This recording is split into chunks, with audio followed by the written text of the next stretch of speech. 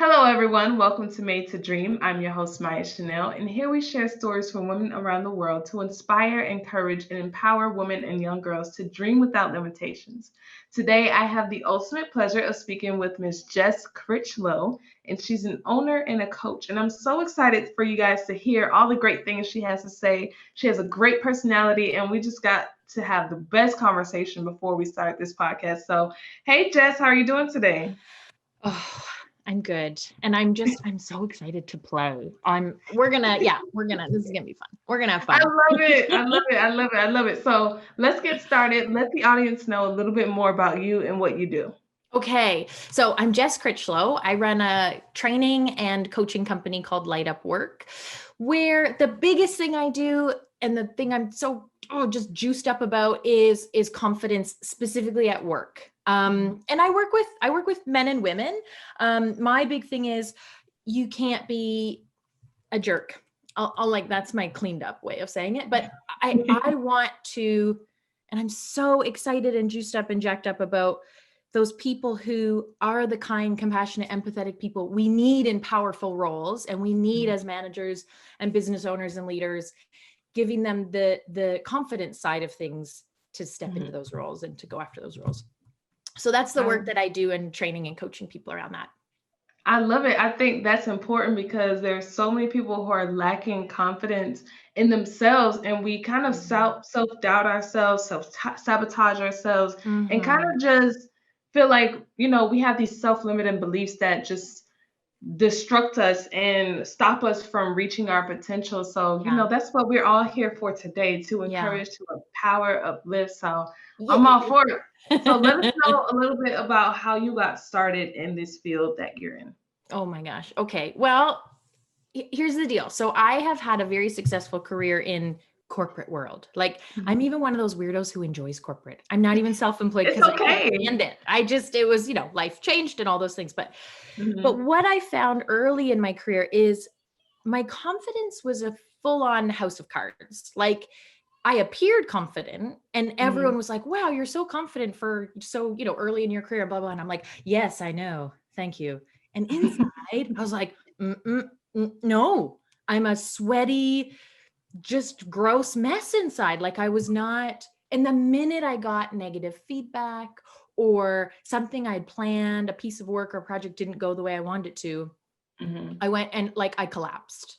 Mhm. Um, and for a while, I thought that was normal. I thought, like, oh, confidence will come with time. It's just a Mhm. thing like you get as you spend years in your career. Right. And yeah, that was not my experience at all. Like, that didn't magically happen. So I full on dove down the rabbit hole of all the professional development. Like, Mhm. you name one, and I can pretty much guarantee I did it. Um, Coaching, training, seminars, workshops, year-long programs, mentoring programs, Buddhist retreat in the woods, like all the things. Mhm. And I sort of had to build my confidence from the ground up and learn about it. And yeah, I'm like evangelizing, spreading the good word and having other people not have to Mhm. spend 10 years and tens of thousands of dollars to learn some of the things that I learned. And so that's where the background of why this was the thing that I really narrowed in on. I love it. So, what would you say is the biggest thing that kept you from discovering your confidence? I think that's a key player in the Mhm. field. Is what is it that was stopping you from building that Mhm. confidence or discovering that within yourself? Yeah. Okay, so there's two things I'm actually going to say. And one is I was a woman in a male dominated industry. Mhm. I was regularly the only woman in a room. Um, and I worked with amazing men. Don't get me wrong. This isn't about to be a sob story of like misogyny. But the reality is we live in a culture that doesn't yet value women in the same way and women's strengths and I say women like Mhm. traditionally feminine type of things, right? Right. And so part of it was the reality of being the only woman in a room was incredibly hard. And the things that came naturally to me, I made wrong, like personal warmth, influencing skills, building relationships, those kind of typically feminine things. It's not Mhm. about being man or woman. It's just those things we define as feminine. Um, those were easy for me and I disregarded. So that was one, is just the reality of being a woman in corporate, in male dominated industries. It does chip away at you. No one's fault. It's just the system. Like, it's the soup we are in. So that's one. But the second one was more within my control. And that was a lot of the internal stuff. So I had the external stuff figured out. Like, I had the tips and tricks and the techniques of how to present and look confident. I knew that stuff. But the inner game of not taking things personally, how to solicit and incorporate feedback and praise without being like my whole psyche and my whole self-worth being tied to it. Like, some of these inner game things, I didn't even know were a factor, let alone how to do them. And so that was a big part for me, is unlocking what is the piece that I actually can control, because I live in North America. And that was the reality of that, is it is harder often to be a woman in corporate environments. No one's fault. Like, I'm not, it's just the system we're in. I couldn't control that, but I could control what was going on in my head. So that was the piece that I needed to figure out. No, I love that. And I love how you mentioned about, taking things too personal, because we can step into womanhood. I think sometimes we blame ourselves a lot for things that are happening, when sometimes it's like you said, things that you can't control, or things that aren't, your fault necessarily, but we still try to blame ourselves for the things that are happening in our area specifically. I mean, and let's be clear, I am one body part away from the apex of privilege here. I'm cisgender, heteronormative, white, able-bodied. Like, I've got almost all the privileges. So this isn't, and I still felt that. So if I felt that, I can only guess at what other people would feel, right? So we need to be very clear that there are actual things in our way. There are actual systemic things, relationship things, corporate setup, like cultural things. Those are real and they exist, and they are in our way to, achieving career goals, to being confident, to showing up as a badass. Like, those exist. That's not in our head. That exists. So what we don't want to do is like layer on top all of our own baggage on top of the hill you're already climbing, right? Does that make sense? No, most definitely. I feel like my first steps to gaining confidence in myself, because I feel like, stepping into an entrepreneurial space or any type of new situation, something that's new and unfamiliar to you, that is not something that is like the easiest thing. We all know entrepreneurship is not easy. I think just being strong and being firm. Not to say that I don't have my days where I'm just like, oh my gosh, like, yeah, I still cry in my car too. Yeah, I should just give up, Like, I think sometimes, like, the world gives us this image that, successful people don't cry, successful people aren't real people, and different things like that. But everyone goes through something. Everyone goes through their own process of finding themselves, finding their confidence. And I think the way that I've been able to basically kind of build upon my confidence is I do a lot of mindset work. Like, I mean, I would say I read a lot of books, but I just have them on audiobooks. That counts. You're still taking it in. Right. I'm still taking it in, but I do a lot of audiobooks, like, on mindset. So what do you say was your key factor, or is your key factor to still continuously building upon your confidence? Oh my gosh. So I know exactly something that came to mind that I think will be useful. So we have to, and I still wrestle with this, so I don't have this mastered, but we have to change the way that we think confidence feels like, right? Like, we hear confidence and we think like shoulders back and no emotions and like really stoic and like, oh, like Braveheart, like, right? We have this like no sweaty palms, no blood rushing to your head, just like calm, cool, and collected. Right? Like, this is a lot of us. Like that Wonder Woman pose. Yes, exactly. Exactly. And I love me some Wonder Woman, but we have to rewrite that in our heads, right? Like, so I'll give you a really good example a recent one or recent-ish. So a couple of years ago, I did a TEDx speaking Awesome. engagement, and it was so magical. Right. Mhm. And the feedback I got afterwards from people were like, you're so confident on stage. I'm like, cool. Yeah, agreed. How are you defining confident? They're like, well, you weren't nervous at all. I was like, oh, no, see, we're seeing it differently.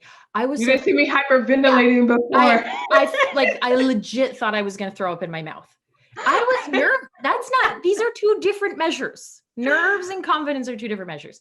And so what I was doing before I went on stage, and I enjoy public speaking. So let's be like, it's not a phobia for me. So I have an advantage there, but I was pacing backstage quietly because I'm trying not to like disturb the speaker who's on, but pacing backstage saying these two things to myself over and over, like a weirdo. I kept saying, of course you're nervous. You're about to be brave. Of course your heart is racing. You're excited to go out there. And it sounds like super hokey and like, whatever. But what that means is instead of my brain interpreting all of those like sweaty palms and nerves as you're not ready, you're not confident, you're not ready, it was interpreted as I'm trying to like rewire the brain to think you're excited. Because they're the same, like they feel the same in our body, right? Like if you see, like the biggest thing that always makes me laugh is Olympic athletes are always interviewed. And they're like, the presenter's like, so, okay, are you nervous to go down this hill? They don't go like, yeah, man, I am bleeping my pants. Like, no, they're like, no, I'm so excited. It's the same feeling as nerves. They've just trained themselves to see it as I'm excited. I'm all jacked up. I can't wait to go down. And that's one of the big things for me that people can do now. Like, you don't have to spend any money on this. You don't have to hire anyone. You can just start to and say it out loud, even like be hokey about it. Who cares? Of course I'm nervous. I'm about to be brave. Or of course my heart is racing. I'm so excited to do this. Start to rewire the way your brain interprets those reactions in your body. You get what I'm... No, I get it. I get it. It's like you have to kind of just tell yourself, Yeah. you can do this. Like those times when you're like, oh, I should just give up, is the time that you should tell yourself, you know what? It's just preparing you for when it's coming. It's coming, but you just prepare yourself. Like, let's practice our game face. Let's practice our excited face for when it all happens. Things like that. Just kind of like continuously motivating yourself. It's like a continuous motivation. And I totally get what you're talking about. And a lot of times people don't like, they see the product, but they don't see the preparation. It's like, having a big Thanksgiving meal and everyone comes to cook. And then they're asking, your grandma who prepared the meal, why aren't you eating? They don't see all of the work that went into her preparing the result of that Thanksgiving dinner. So it's sometimes like you have to kind of dig deep and find out how was the preparation or learn more about that to see why the product is this way. Yeah. That is such a good analogy. Yeah. Because everyone, my grandmother's like, after Thanksgiving, like they would not eat like that. I'm like, They're why like, do you never I'm eat? gonna And go have then a nap. I got older and started doing all of this cooking. And I was like, wait a minute, like, this is what people were doing for 40, 50 years? Oh, I need a chef. So true. I know. It's so true. Yeah. If And they said that my house is catered, I'm not doing yeah. I'm like spring rolls. We'll put spring rolls in the oven. That's right. That's just how it is. It's like no one really sees, the preparation or all the work that goes into that end result, that confidence, and the work that you've had to do that. So I think Absolutely. that's a great aspect to talk about. Well, and I even think like to think about that idea of redefining confidence for yourself and like separating it from nervousness and confidence being two different things. I think if you are not feeling that nervousness, that kind of sweaty palm feeling, I don't think that means you're confident. I think that means you're probably a little complacent, and that's okay. I love complacency too. Like I factor it into my work because it feels great and I love it. But let's not get confused here. If you don't have that nervous, sweaty feeling, there's probably the next level maybe you might want to start looking at. Right. Like I always said I've always heard that being nervous before something big is the best thing that you can do because it means that you care. Yes. Oh, yes. 100% agree with that. Mhm. And then I loved how you talked about, defining that definition of confidence. I feel like there's so many different things that we have to redefine in this world, and even just redefining like standardization of things, like different pathways that we could take. And I talk about this a lot about how there's you can study one thing and then the world tells you that, oh, this is the path. If you study this Mm, is your path. Like for instance, like me graduating in biomedical sciences, the normal path for me to take would either be like becoming a doctor, mhm. number one, or just doing nursing and stuff, because I know a lot of people that were in my degree field that did nursing as well, or just research. And I was like, that's not really what I want to do. And the thing that I was always on that pathway to become a doctor because that's what society told me was Mm, successful. mhm. Those different things, Yeah. being a doctor, lawyer, teacher, nurse, Yeah. that's what society defined as success. So I was like, okay, let me pick the one that I think I'm happiest with. And then when I got several different mentors in the medical field, I mean, I had a head of trauma as a mentor, I had a pediatrician, a dermatologist, OBGYN. I would ask them all these different questions about their career. But once I got older, I don't know, something kind of clicked to me that was like, ask them about what their lifestyle is like. And then I started Mm, asking about those different things, and I was just like, wait a minute, is this what I want? Like, I don't, mhm. I'm not sure if because we have to realize that our careers are not just careers. Like we have to have a life outside of that as well. Some jobs don't let you have a life. Let's be Mhm. honest about that. But Mhm. you know, you have to see if that aligns with your lifestyle as well, because your job is not your entire life. It's so serendipitous that you bring that up because I had a huge realization about that recently. I went to school, I did a psychology degree and then I did postgraduate studies in HR, human resource management. Hmm.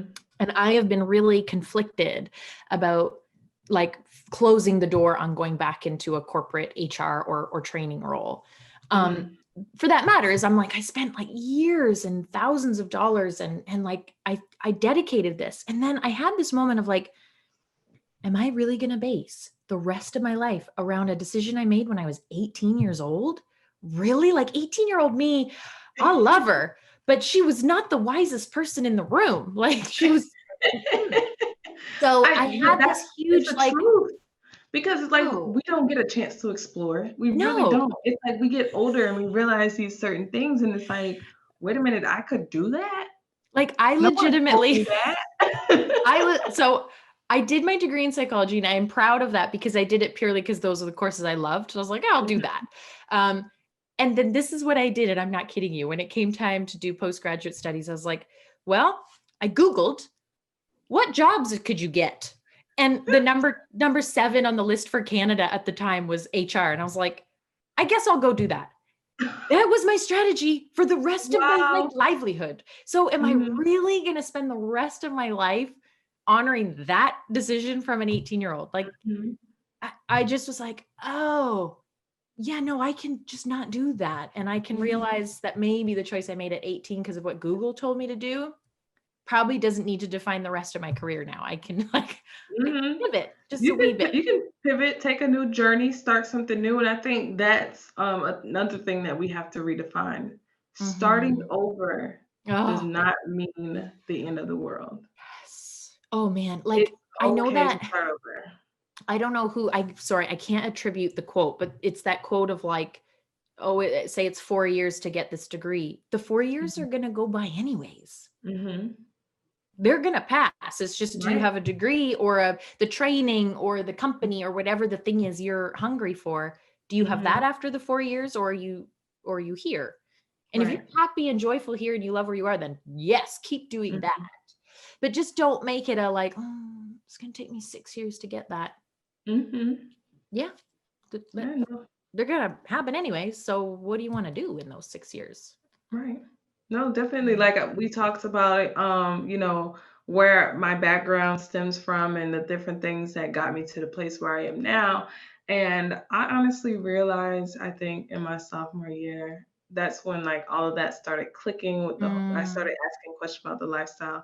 I was like, okay, I already know that this is not really what I want to do, but mm, I'm just gonna finish anyways because hmm I only have one more year. Yeah. So I was just like, might as well. But that's when I started my virtual assistant agency. I started getting my foot in the door in the entrepreneurial world a little bit more because I know that is ultimately the pathway that I was going to take. So I was doing that still, but I wanted to make sure that I got something out of it as well for what I ultimately want to do in the future.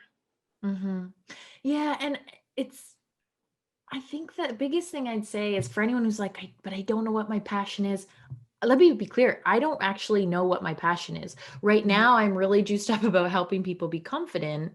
mhm, But it's not like I was a 5-year old going, I want to help people be confident. This isn't, I wouldn't argue it's my passion. I'd say it's mhm, the thing I'm excited about right now. And I got really curious about over the years. mhm. Um, so don't worry about like finding your passion. If you don't have it, then you don't have it. Don't worry about that. Just get curious. Like And that's start another playing. thing. Your passion does not have to stay the same for your entire Yeah, life. totally. You're allowed to have different passions. You're allowed to Mhm. like different projects. You're allowed to have a passion for a certain amount of time and then find something else. Like Yeah, it's okay. that's Like cool. Yeah. I think, we're on this type of, definition of life where you're supposed to like one thing, do it for the rest of your life, and just Yeah. that's what it's supposed to be. And I think that life is a gift where there are so many different possibilities for us to explore. And a lot of people are missing out on that. And I tell people all the time, like if you want to write a book, write a book. Mm, Even if you don't sell it, even if, it doesn't become a New York Times bestseller, you've done something that you wanted to do. You only have mhm, one life. Like what are you gonna do? Just say, okay, like I was here, but I wish I could have done this. I wish I could have mhm. done this. I really wanted to do that, but I didn't know if I was one of the cards that I should play. Honestly, I Mhm. just feel like if I want to do it, I'm gonna do it. Yeah. It's so true. And the things we get so serious about, we start holding on like so tightly. We make it so serious. And it's like, Yes, chill out, man. Just play with it a little bit. Like you can relax. just have play. It's fine. And if you write your whole book and no one ever buys it, Mhm. whatever. Like, No. I mean, you wrote a book and that's amazing. And that's what you wanted to do. Like, Mhm. that's great.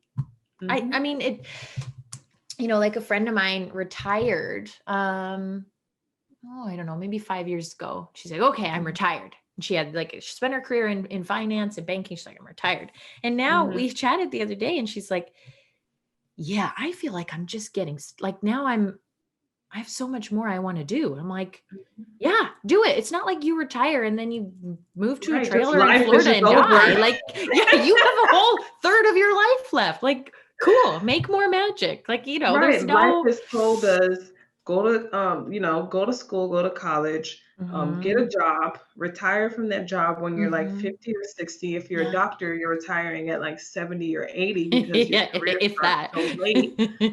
And then you're supposed to travel. But those are the years Mm, where, you're not able to do the same things you were able to do when you were like in your 20s or something. mhm, So it's mhm, like, honestly, I feel like we take each day as if we have forever to live, and mm. that's not the case. I So think true. sometimes we just need to like stop and smell the roses. It's like life goes by so fast. Mhm, mhm. Like it feels like yesterday that, I just was like 18. I mean, I'm I 23 know. now, but it's like 18 came and went so fast. Mhm. And it's just like, wow. Like next thing you know, I'm gonna be 30. And I'm just like, Man, I sometimes look up and I'm like, why are there 2 kids here? And I'm like, oh my God, I have children.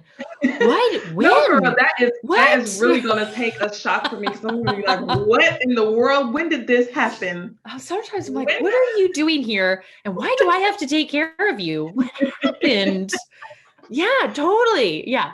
It still blows my mind that I'm like, but what's going No, on? Where am I? Where are the grown-ups? Like and I'm the grown-up? What? But right, yeah, like when did that happen? yeah, I was unaware. I didn't get the memo. I didn't get that graduation. Like what? But it's true. There was no ceremony true. for that, Yeah, different. I mean, I don't remember that. I don't remember that at all, that initiation. But yeah, you're right. Like life is short. And even when it's long, do you really want to spend all that time being unhappy? And I will put a flag up for, I tell people your paid work doesn't have to be your whole soul's purpose on this earth. Like it's okay if you go to your job as a financial advisor and like it. Don't be miserable. If you're miserable, change. Right. But you go and you enjoy it. And then your passion is like dancing the merengue on Saturdays. That's cool. You don't have to make that into your career. That's fine. Right. You can make jewelry and still go to your job as a nurse. That's great. Mm-hmm. Just like exactly what you did, like check in on your like your whole life. Mm-hmm. Like, is all of it? Yeah, there's bad spots and we got to do bookkeeping and stuff like that. Sure. Mm-hmm. But is this life feel good? Does it feel like there's some pockets of bliss in there amongst all the just day-to-day figuring out what's for dinner? And if there's not, then maybe something needs to shift a little bit. Mm-hmm. No, most definitely. Yeah, most definitely. So I do want to get your opinion. What would you say are your top 2 life lessons that you've learned and would help other women and girls dream without limitations? Okay. Oh, so good. I think the number one is you can't do it alone. I wish we could all be Wonder Woman and like march out with our little armbands, but it's not a thing. You have to have people in your life who are cheerleading you and championing you. And if you don't have them, find them. Like put that on the to-do list, even like find people who support me. And when I tell them my big dream, instead of going like, oh, good luck with that, they're like, yes. And how can I help? You need those people. You need them. That is a non-negotiable. So that's one that I found out for sure. Mm-hmm. And I think the other one too is, and I'm still figuring this one out, but is to be gentle on ourselves. Yes. Like I showed up to a meeting and I didn't challenge the way I meant to, and I didn't champion my idea. And I got really quiet when I was shut down. And then I layer on beating myself up for not being confident enough and not speaking up enough and not be. Ugh. It's a lot. This is hard. I think as like we talked about earlier, as women, we're really, really hard on ourselves. We're really hard on ourselves. And, everything this should not have to weigh down on us. It's okay to let go of some things, to let go of some of that weight and just feel free. I feel like sometimes if we feel free and like feel like we like have some time to relax, we're like, whoa. Like, what's going on? I'm forgetting something. Like sometimes you don't have to be forgetting anything. You don't have to be forgetting anything at all. I took yesterday afternoon off, which I don't normally ever do. For the exact reason of I was feeling really frantic and stressed and overwhelmed. And so ironically for me, the solution is I need some like time to just play.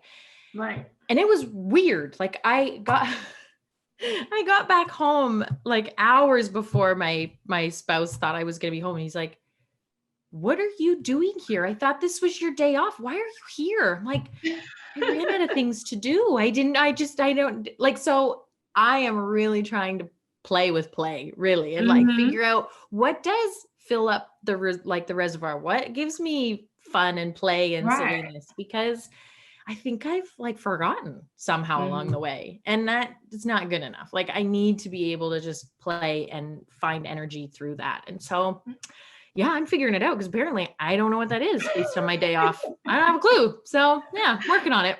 Listen, I probably don't either because I've always been like a homebody. So it's not like I go out to party and stuff. Mostly like to eat. So I'll probably take myself out to eat about 3 times within 4 hours. So I'll come back home swollen probably. But that's probably the only Oh, thing.